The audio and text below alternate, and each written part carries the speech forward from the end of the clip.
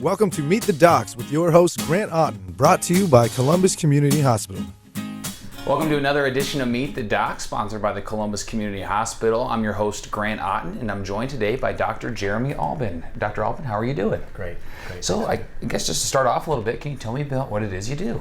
So I'm a general surgeon, which means I do general surgery encompassing most systems of the body, from doing thyroids and things like that up in the neck. We do the breast cancer and breast type surgeries here, almost anything involving the abdomen, and then anything with skin cancers, things like that. Well, I guess, how did you end up here doing all that stuff? Well, when I was in medical school, when I decided I'd want to become a surgeon, I actually sat in on a lecture that Dr. Ernst was giving. Dr. Ernst is one of my partners now, was giving to an interest group, a group of students who were contemplating surgery as a career, and I was just really impressed with him, and it sounded like he had a fun day, and coming back into somewhere in Nebraska and doing what Dr. Ernst did sounded very appealing to me. And I got the call from the hospital saying, "Hey, we're looking for a surgeon in Columbus." I thought, wow, that's a great opportunity. So that's how I ended up in Columbus. My wife is from Nebraska as well, and so we really wanted to come back to the state after we finished our training. Very cool. Well, I guess, what was your educational journey like to get to this point? So I grew up in Broken Bow, just kind of right there in the middle of Nebraska. My dad's a physician. Growing up, I always thought about being a doctor. So I went to my undergraduate degrees from the University of Nebraska, and I ended up then going on to Omaha to medical school. After that, I just went to Methodist Hospital in Dallas, Texas, is where I did my residency. And now I'm here. Awesome. Well, we'll get more into kind of why people come to see you, but you wanted to touch a little bit on preventative measures, and it's obviously better probably for people's health if they don't have to come see you. So what are some of the preventative things people can do? So we see a lot of just general belly pain. People say, my stomach hurts after I eat, or I've got these problems, and a lot of those things are related to diet. We find by and large people don't drink enough water. We drink too many sugary beverages, whether it's Mountain Dew, Coke, or a Gatorade. So really increasing the water intake, we suggest 8 or more glasses of water a day, as long as you don't have any other health conditions that would make that dangerous to your health.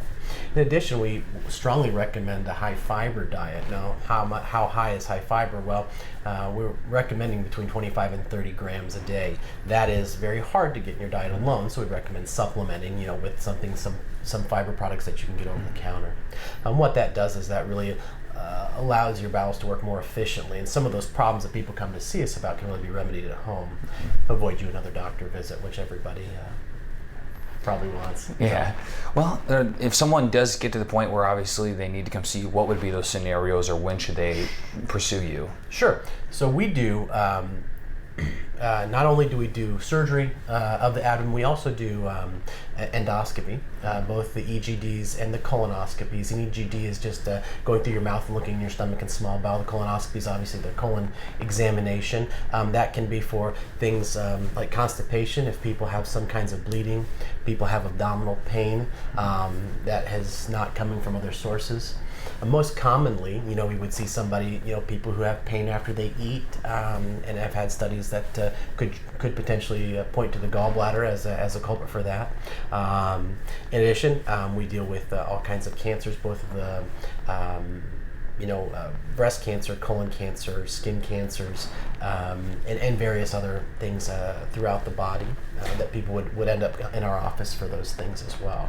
Well, you talked a little bit about the preventive measures and why people might come to see you. Can people who, even if someone's very fit and exercises a lot, is that person still susceptible to suffering from some of the issues? I guess because some people might think because they exercise a lot, even the diet may not matter as much. You've got to take care of your insides as well as your physique, and so over time, it doesn't matter so much as a young person, but as you get older, if you continue those habits, very few of us can persist in exercising and keeping ourselves fit, into our 30s and our 40s and our 50s, and so, but those eating habits don't tend to change all that much. And so I would say if you're a younger person, and you're still saying, well, what I eat doesn't matter, the fire's hot enough, anything will burn.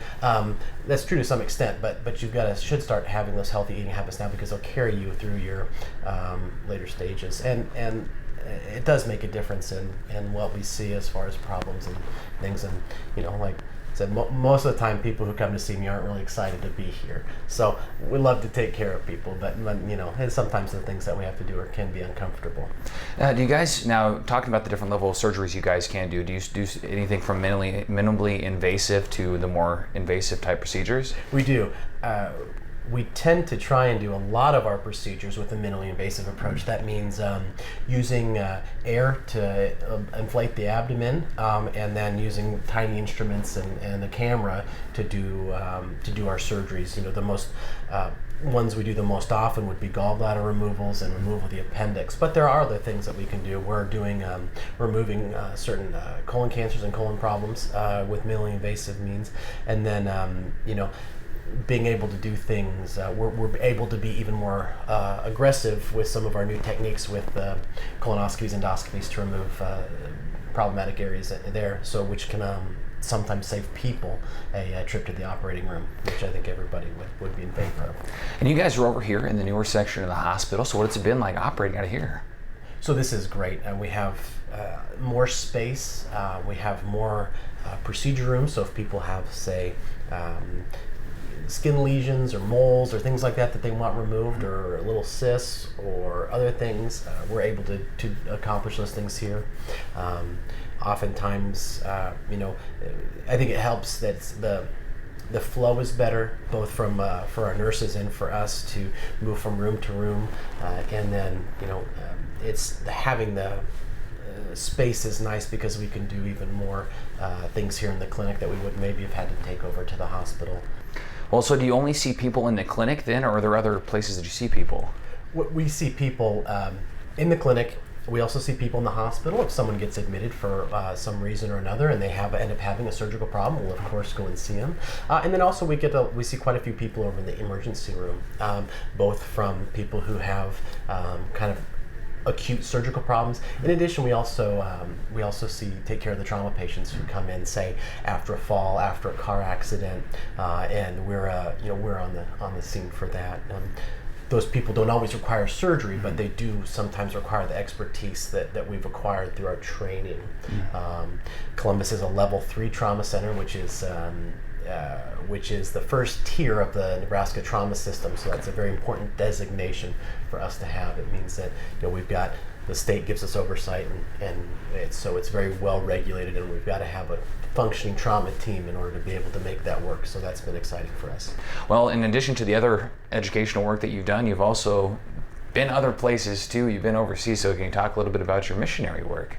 I did. When I was in my last year of training in medical school, I had an opportunity to spend 2 months in Kenya, and that doing rural missionary surgery there, and that was I had a great mentor when I was there, Chad Wilson, and he's now in Southern California doing trauma surgery. But what we did is very, very general surgery, even more general than what I'm doing now. We were the role of not only the general surgeon, but also the urologist and the gynecologist, and it was a really eye-opening experience to be over there and do that stuff. And it's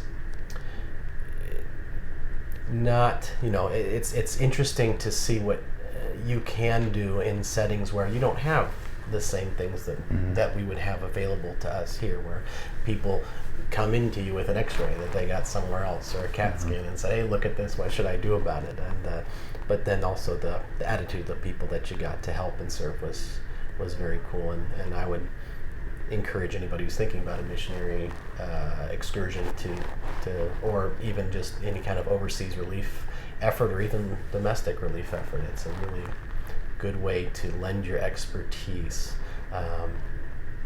without all the strings that are attached sometimes with medicine in the U.S. Well, Dr. Albin, thank you for joining me. It's a pleasure. And thank you guys for joining us as well for another edition of Meet the Doc, sponsored by the Columbus Community Hospital. I've been your host, Grant Otten. We'll see you next time.